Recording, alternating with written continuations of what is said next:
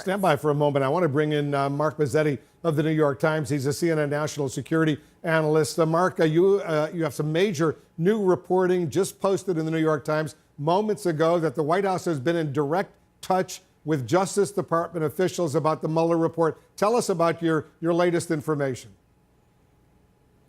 Yeah, we're reporting that there have been numerous conversations in the last couple of weeks between Justice Department officials and some lawyers at the White House. These would be members of the White House counsel's office, not the president's personal lawyers. It is some discussions about some of this content of the Mueller report and some of the conclusions that Mueller's team came upon. Now, this has led the White House team to be able to develop a little bit more of a refined strategy for this rebuttal that they're planning to put out, we assume, not long after the Mueller report comes out. And you're also reporting that there's a sense of paranoia among some White House officials. Tell us about that.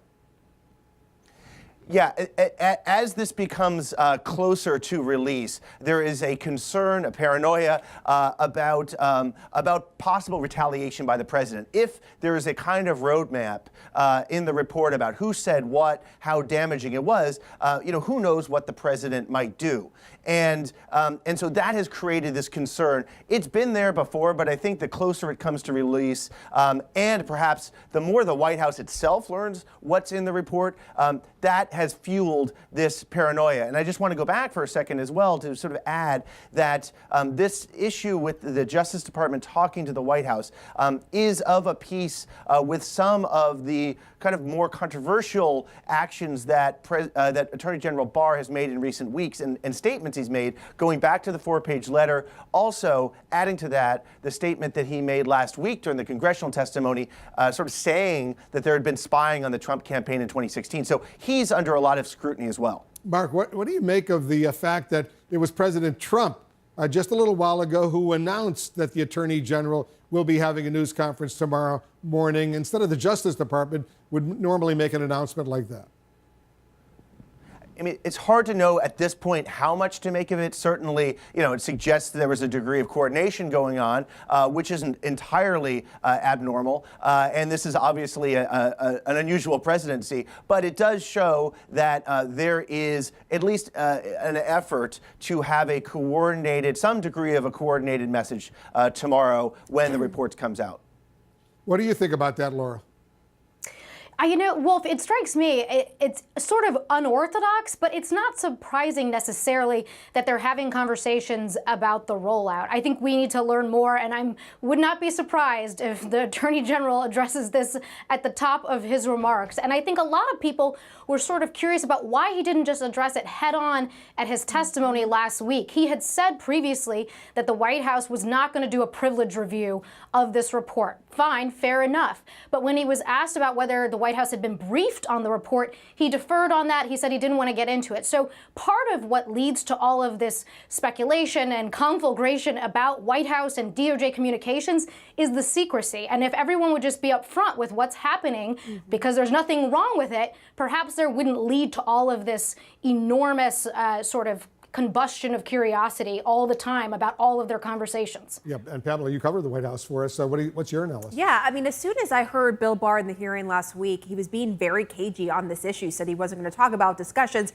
even though in that letter previously he said that he wouldn't consult with the White House on executive privilege. I went straight to White House sources. Some didn't know, others were being cagey, and it did appear that there was some back and forth, which again, as you said, Laura, this whole secrecy and not being forthcoming and transparent leads to this perception that there's something going on behind the scenes that may not be buttoned up or could be nefarious, even though the White House and DOJ, there's nothing precluding them from talking, but it is more of a political issue, and you would think that they would have gotten out front of this and saying, hey, this is what we're doing. There's nothing to hide here, because the Democrats have said all along they don't want the White House to have any part of this process because the concern would be that the White House would be trying to shield information potentially on an investigation that has to do with the president. And now we're learning from Mark's reporting in the New York Times that there has been this back and forth, several conversations over a couple of weeks. And it just raises the question, why are we learning about this from the New York Times and not from the officials, not from Bill Barr or anyone from the White House? And it's interesting, Pamela, because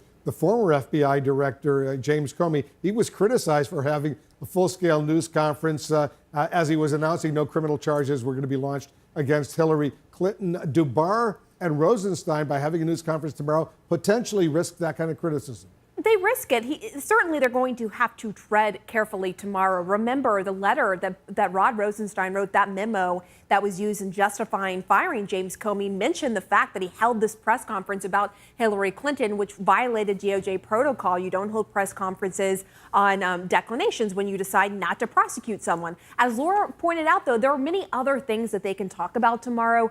The process, how they decided to redact what, his thinking, addressing this back and forth with the White House. But certainly a lot is at stake, and he is going to have to be very careful. Everybody stick around because we're following all the breaking news. I want to go to Capitol Hill right now, where some members of Congress will be able to review a second version of the Mueller report with fewer redactions than the version that will be released publicly tomorrow morning. Our senior congressional correspondent Manu Raju is working this part of the story for us. Manu, the Justice Department revealed this second version is coming. What more can you tell us about that? How is this likely to play with Democrats? Yeah, in that court filing, it says a limited number of members of Congress could review the less redacted version of the Mueller report after the redacted version becomes public, but it's not clear exactly who will be able to see that on Capitol Hill, if it will only be limited to the so-called Gang of Eight, the people who are in charge of the intelligence committees, the leadership, or if it will be extended to more than that, perhaps the Judiciary Committee chairman and ranking members in the House and the Senate. But nevertheless, Democrats have demanded the full Mueller report, not a less redacted Mueller report. They've demanded the underlying information. They've demanded the grand jury transcripts as well, and they have threatened to subpoena the Justice Department for all of that, and also suggested they've been willing to go to court to fight for all this information. So, Wolf, the revelation today that a less redacted report could be available to some members of Congress, unlikely to satisfy Democrats who are vowing to fight for every word of this report. The question is, will they get it, Wolf?